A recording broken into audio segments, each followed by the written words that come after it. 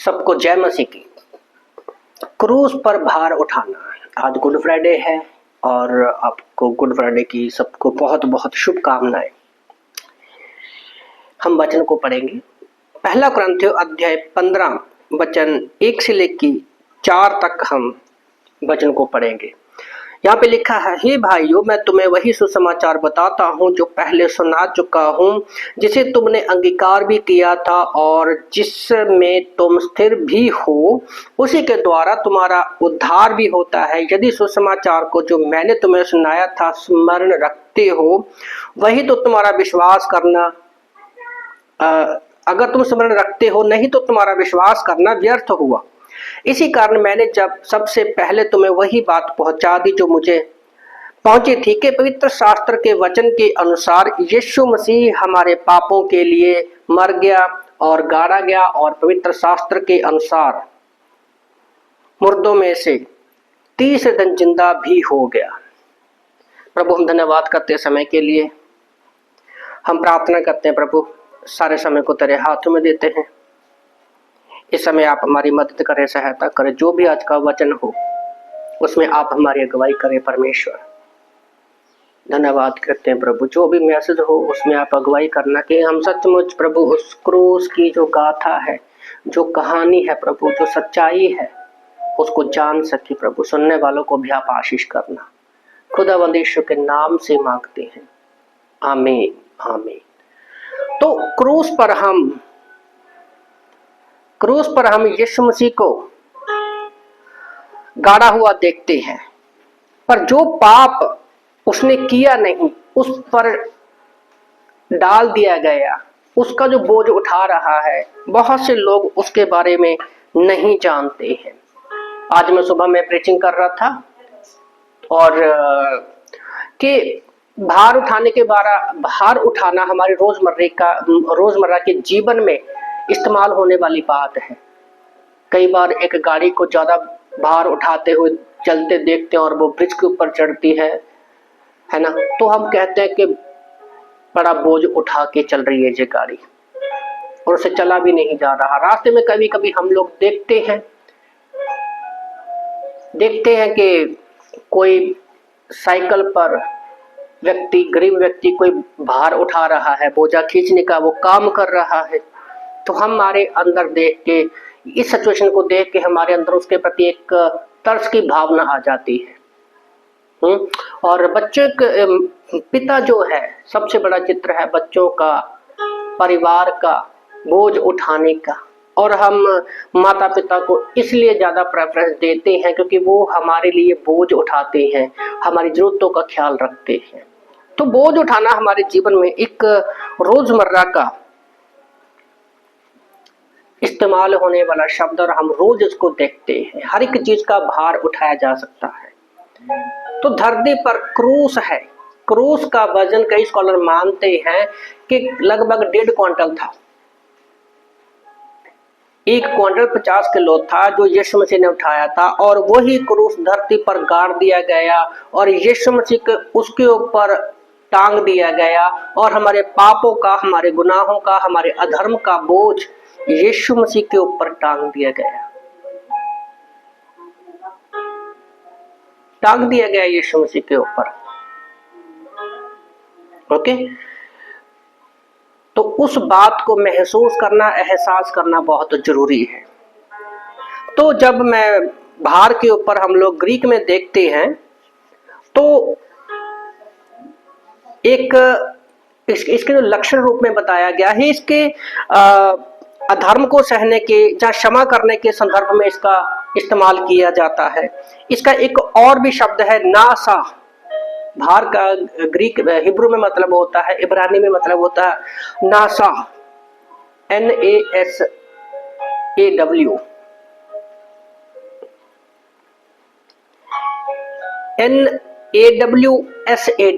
NASA.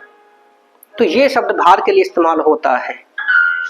इसका एक और भी मूल रूप है जो राजकुमार की तरह समझ सकते हैं उसको, कि जिसे बहुत ऊपर उठाया गया हो, जिसे बहुत ऊपर उठाया गया हो। तो यीशु मसीह कहां पर उठाया गया? क्रूस पर उठाया गया, हमारा बोझ लेकर।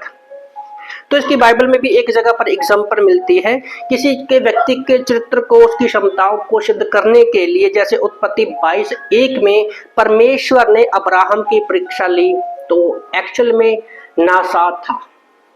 और जब इजराइल ने जंगल में परमेश्वर को परखा, तो उस शब्द को भी नासा कहते हैं। तो इसका अक्सर तात्पर्य स्वयं के बारे में सत्य को प्रकट होने के अवसर को होता है। ओके, तो ये नासा का शब्द बाहर आने का मतलब ये भी होता है कि किसी परीक्षा में अपने आप को सिद्ध करने के बारे में भी है। तो इसके काफी सारे मीनिंग निकलते हैं। तो यीशु मसीह हमारे पापों को क्रूस पर उठा लिया है, और साथ ही साथ में जो हम पवित्र बातें हैं, उनके जो हम अधर्म करते हैं, उनको भी वो अपने ऊपर उठाता है, हमारा वो बोझ उठाता है। तो पहला है व्यक्तिगत रूप से अगर किसी व्यक्ति ने पाप किया हो, चाहे वो जाने अनजाने में किया हो या जानबूझकर किया हो, फिर भी उसको उसके अधर्म का गुनाह जो उसने किया है उसको भार उठाना पड़ेगा। गलती कोई भी है, गुनाह कोई भी है, उसको बोझ उठाना पड़ेगा। जब हम पढ़ते हैं लय व्यवस्था अध्याय 15 वचन 17 में 15। ओके, तो दूसरा है कि लहू का जो पश्चाताप है वो हमारे अच्छे कामों के द्वारा नहीं हो सकता। उसका पश्चाताप सिर्फ और सिर्फ लहू बहाने से ही होता था, जहाँ हो सकता है पुराने नियम में जितनी भी भविष्यवाणियां जितने भी बलियां की जाती थी वो लहू से होती थी। वो किसी महान एक समारोह में, बाइबल में बहुत सारे समारोह होते थे कि एक प्रायश्चित का दिन रखा गया है, सप्त का दिन रखा गया है, तो बहुत सारे समारोह होते हैं। तो एक खास समय में बैल की या बकरे के लहू को दिखाया जाता था कि लहू के रूप में। ये बलियों की शुरुआत कहाँ से हुई? जब हम जानते हैं कि उत्पत्ति की किताब अध्याय 3:1-7 में आदम और हवा ने उस फल को खाया जिस फल को खाने से परमेश्वर ने मना किया था।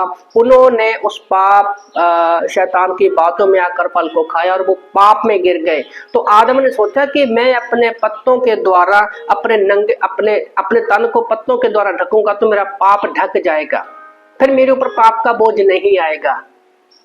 पर परमेश्वर को पता, पवित्र है, वो पाप को देख भी नहीं सकता। इसलिए उत्पत्ति की किताब अध्याय 3 वचन 21 में परमेश्वर ने एक बेकसूर जानवर को मारा, उसके लहू को बहाया और उसके चमड़े से उनके तन को ढक दिया। तो पहली बलि जो बाइबल में की है वो परमेश्वर ने ही की हमारे पापों के लिए। वो एक चित्र था कि आने वाले समय में यीशु मसीह हमारे लिए क्रूस पर हमारे पापों का बोझ उठाएगा, और आज वो गुड फ्राइडे के दिन हम देखते हैं। उत्पत्ति की किताब अध्याय 3 वचन 15 में भी परमेश्वर ने कहा था, पहली भविष्यवाणी की थी कि तुम्हारे लिए एक उद्धारकर्ता आएगा जो आपके पापों का बोझ अपने ऊपर ले लेगा।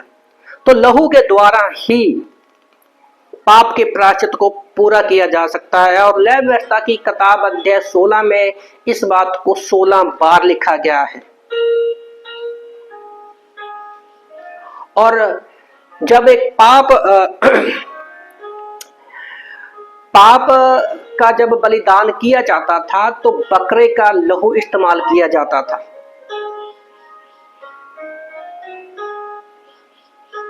बकरे के लहू का इस्तेमाल किया जाता था। तो क्या होता था कि दो बकरे लिए जाते थे, एक बकरे के ऊपर हाथ रखकर सारे पाप उस पर डाल दिए जाते थे और दूसरे बकरे को खुला जंगल में छोड़ दिया जाता था। और उसको जिसके ऊपर वो लहू जिसका बहाया जाता था, तो हमारे पापों का एक चिन्ह था कि उसको बलि दिया जाता था। तो यीशु मसीह वो हमारे लिए बलि बना आज के दिन क्रूस के ऊपर। लय व्यवस्था अध्याय 16 वचन 21-22 में हम इस बात को अच्छे से देख सकते हैं कि वो हमारे सारे पापों के बोझ को अपने ऊपर उठा लेता है। तो जब ये बलि की जाती थी तो इसका प्रतिनिधित्व कौन करता था? तीसरा पॉइंट है कि एक प्रतिनिधि होना बहुत जरूरी है। तो इजराइल का प्रतिनिधि सबसे पहला कौन था? वो हारून था। तो प्रभु के सामने वो उपस्थित रहता था ये कार्य करने के लिए। तो वो वस्त्र पहनता था, याजकीय वस्त्र पहनता था। और उसका जो याजकीय वस्त्र है, इसके भी एक एक कपड़े के हिस्से के बहुत मायने हैं। जैसे वो पगड़ी का हो, स्टोन का हो, जो पट्टी लगी होती है उसका। इसके बारे में कभी परमेश्वर ने चाहा तो डिटेल में बताएंगे हम आपको। तो वो खास कपड़े पहनता था जब वो लहू बकरे का बलिदान करते थे। तो वो एक चिन्ह था कि वह हमारे वो अधर्म को हमारे लिए उठाए, जब वो याद के कपड़े पहनता था। तो जब हम पढ़ते हैं निर्गमन की किताब अध्याय 28-12 में और 29, 30, 31 में जब हम पढ़ते हैं, तो वहां पर उसका प्रतिनिधित्व जो एक अगुआ होता था वो याद के वस्त्र पहनता था। चौथा हम एक चीज और देखते हैं कि चिन्ह के रूप में पाप बलि बहुत जरूरी थी। सोचो ना, अगर पुराने नियम में बलियां ही ना दी जाती तो यीशु मसीह को लोग कैसे याद रखते? तो पूरे लोगों के पापों का भार उठाने और प्रभु के सामने लोगों को प्रायश्चित करने के लिए ये बहुत जरूरी था, एक चिन्ह के रूप में। लेव व्यवस्था अध्याय 10 वचन 17 में जब हम पढ़ते हैं, वह प्रभु का मेमना जो संसार के पाप को उठा ले जाता है। ये शब्द यूहन्ना भी दोहराता है, यूहन्ना बपतिस्मा देने वाला भी दोहराता है। वो देखो मेमना, तो यीशु मसीह मेमने के रूप में भी हमारे सामने है। वो एक शेर भी है और मेमना भी है।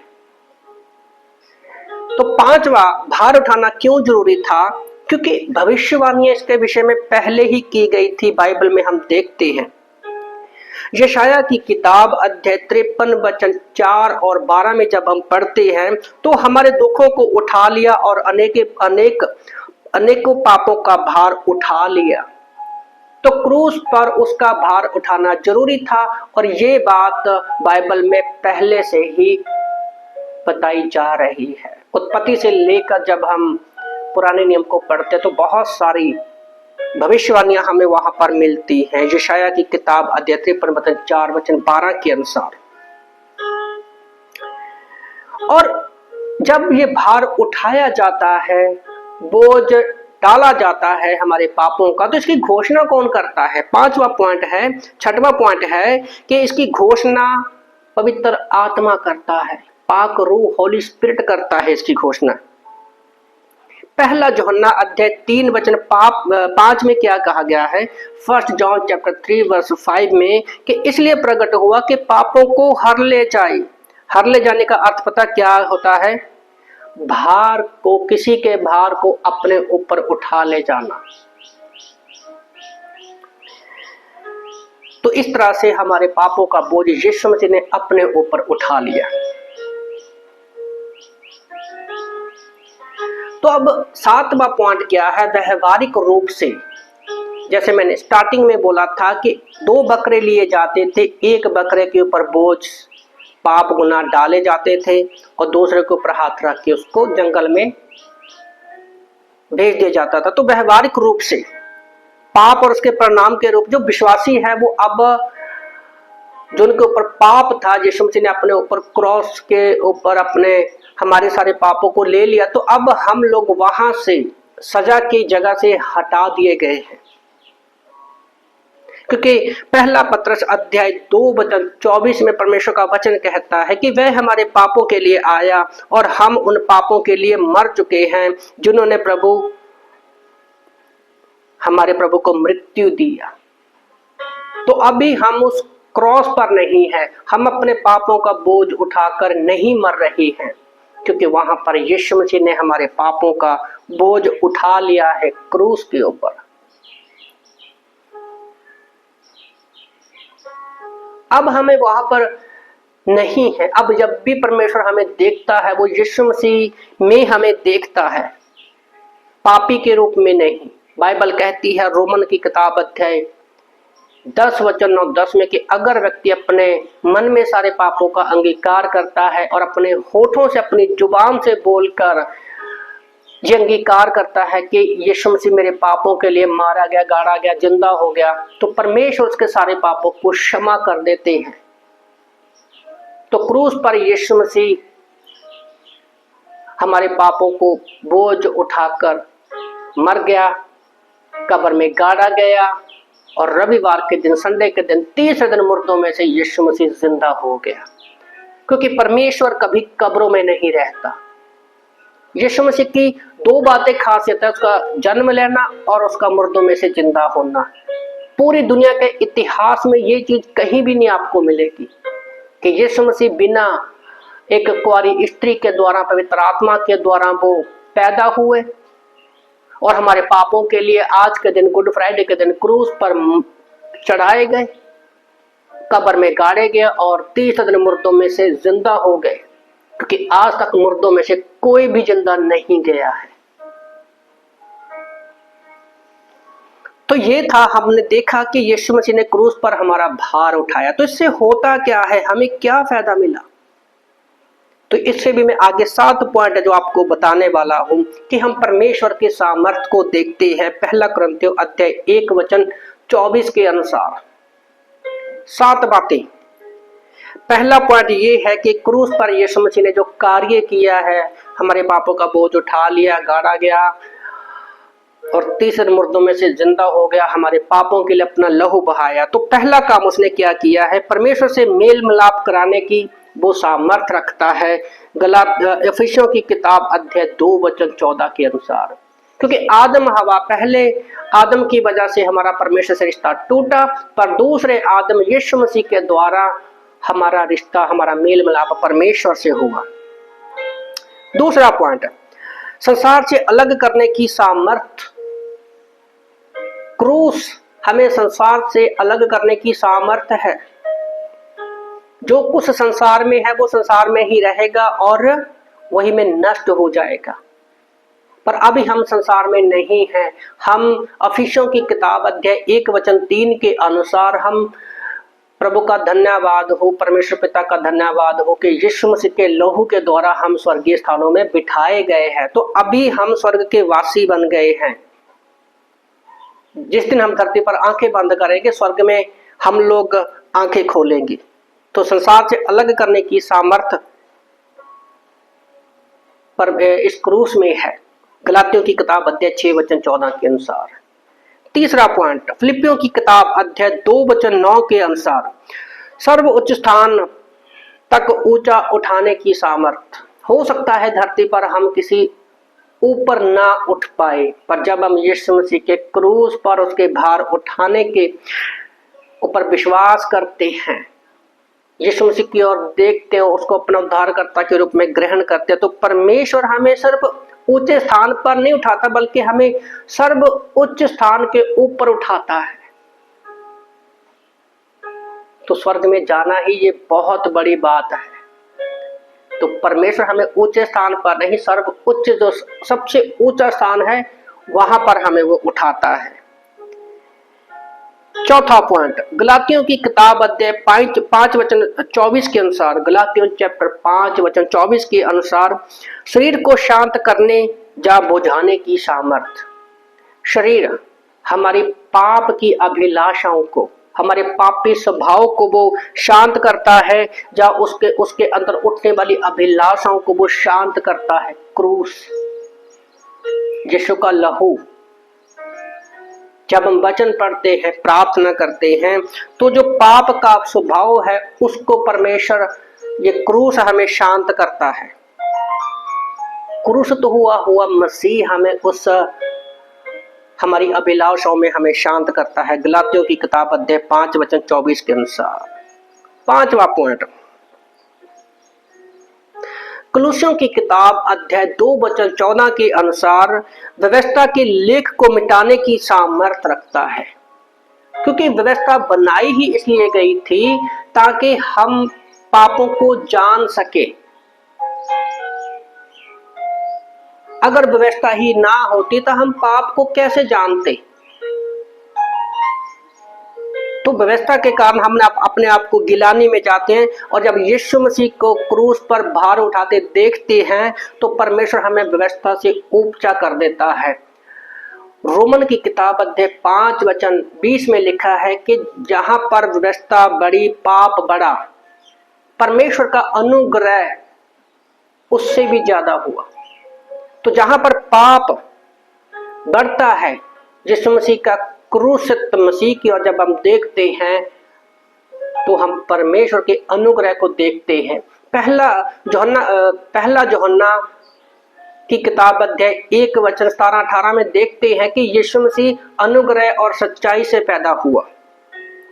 ओके, तो हम पापों के जो हम गिलानी में अपने आप को पापी महसूस करते हैं, और जब हम क्रूसित मसीह को देखते हैं जो हमारे बोझ को उठा लिया, तो पहला यूहन्ना अध्याय 1 वचन 9 के अनुसार वहां पर परमेश्वर का वचन कहता है कि अगर कोई व्यक्ति अपने पापों का अंगीकार करता है तो परमेश्वर उसको माफ करने के लिए, सारे गुनाहों से, अधर्म से माफ करने के लिए विश्वास योग्य और धर्मी है। तो अब हमारे बीच में व्यवस्था नहीं है। छठवां पॉइंट क्या है? रोमन की किताब अध्याय 6 वचन 6 के अनुसार पुराने मनुष्य और उसके कामों के साथ अलग करने की सामर्थ्य परमेश्वर में है। तो जब हम पढ़ते हैं इफिसियों की किताब अध्याय 2 में, तो वहां पर लिखा है कि पहले हम संसार का जो राजा शैतान है उसके अधीन में थे, अपनी ही मनमानी करते थे, उसकी आज्ञा में चलते थे। पर जब यीशु मसीह पर हम विश्वास करते हैं, उस क्रूसित मसीह को देखते हैं, तो हम जो पाप में कार्य करते हैं, जो हम शरीर में हम पुराने पापी स्वभाव में काम करते हैं, उनसे अलग करने में परमेश्वर हमारी मदद करता है। पहले मान लो कोई दारू पीने की इच्छा रखता था, पर अगर वो परमेश्वर पर विश्वास करता है, उसकी आज्ञाओं पर चलता है, तो अब उसका मन दारू पीने के लिए नहीं करता। जो बुरे कामों की इच्छा रखता था, अब उसकी इच्छा खत्म कर देता है परमेश्वर। क्रूस के ऊपर जब हम देखते हैं, उसके उठाए बोझ को जब हम देखते हैं। 7वां पॉइंट, गलातियों की किताब अध्याय 2 वचन 20 के अनुसार स्वयं के पापमय स्वभाव की अपेक्षा करने की सामर्थ्य। तो हम अभी अपने आप को पापी महसूस नहीं करते, तो परमेश्वर हमें सामर्थ्य देता है कि अब हमारा स्वभाव पुराने स्वभाव के द्वारा नहीं, हम पवित्र आत्मा की अगुवाई में चलते हैं। गलातियों की किताब अध्याय 5 वचन 22 में 19 से लेकर 22 तक जब हम पढ़ते तो वहां पर साफ लिखा है कि शरीर, पापी स्वभाव और शरीर कभी भी एक नहीं हो सकते। शरीर और पवित्र आत्मा कभी एक नहीं हो सकते। हमारा पुराना पापी स्वभाव और पवित्र आत्मा कभी एक साथ नहीं हो सकते। पर जब हम मसीह में चलते हैं, क्रूसित मसीह को देखते हैं, तो वो हमें इनकरेज करता है, हमें एहसास दिलाता है कि अब हम पवित्र आत्मा की अगुवाई में चलना है। गलातियों की किताब अध्याय 5 वचन 22 के अनुसार हम पवित्र आत्मा के 9 फलों के अनुसार चलते हैं, जिसमें प्रेम, शांति, दया, धैर्य, आनंद, विश्वास, उसके अनुसार हम लोग चलते हैं। तो 8वां पॉइंट क्या है? जब हम क्रूसित मसीह की ओर देखते हैं कि उसने हमारे बोझ को उठा लिया। गलातियों की किताब अध्याय 3 वचन 1 के अनुसार मसीह को दूसरों के सामने रखने और दिखाने में वो हमारी मदद करता है। तो एक बार मैं एक जॉब पर था, तो जॉब में किसी के पास बैठा था, तो कुछ चीजें मैं उनको बता रहा था। मैं मेडिकल लाइन में हूँ। तो उस डॉक्टर ने मुझे बोला कि भाई जो बातें आप बता रहे हो, एमआर तो हमारे पास बहुत आते हैं, पर ये बातें कभी आपने हमें नहीं बताई बारीकियों से। बोले ना ही हमने कभी इसके ऊपर ध्यान दिया। तो मैंने कहा भाई ये बातें मैं इसलिए बता रहा हूं क्योंकि परमेश्वर ने हमें ऐसा कहा है कि अगर कोई गलत हो रहा है, गलत होने से कैसे हम बच सकते हैं वो बताना बहुत जरूरी है। तो सोचो ना, मान लो अगर पहले आप बोलते थे चलो भाई थोड़ा घूम फिर कर आते हैं, पब में जाते हैं, थोड़ा मस्ती करते हैं, पर जब आप मसीह में आ जाते हो, है ना, आपके अंदर मसीह का जीवन आ चुका है, तो अब ये कहोगे चलो थोड़ी बाइबल पढ़ते, प्रार्थना करते हैं, चर्च में जाते हैं, बाइबल कॉलेज में जाते हैं, बाइबल क्लास में जाते हैं, है ना, बाइबल स्टडी में जाते हैं। तो ये बदलाव आता है हमारे जीवन में जब हम क्रूसत मसीह को देखते हैं कि उसने हमारे बोझ को उठा लिया है। तो दूसरों को सामने मसीह के चित्र को दिखाने में और प्रकट करने में, मसीह के बारे में बात रखने में क्रूस ही हमें मजबूर करता है। तो क्रूस पर भार उठाना यीशु मसीह का आज के दिन किया गया था और ये भविष्यवाणी पहले से की गई है। तो आज हमें दुखी और परेशान होने की जरूरत नहीं है, हमें उस आनंद में भरना है, ये याद रखते हुए कि अब हम उस पापों के बोझ के नीचे नहीं हैं,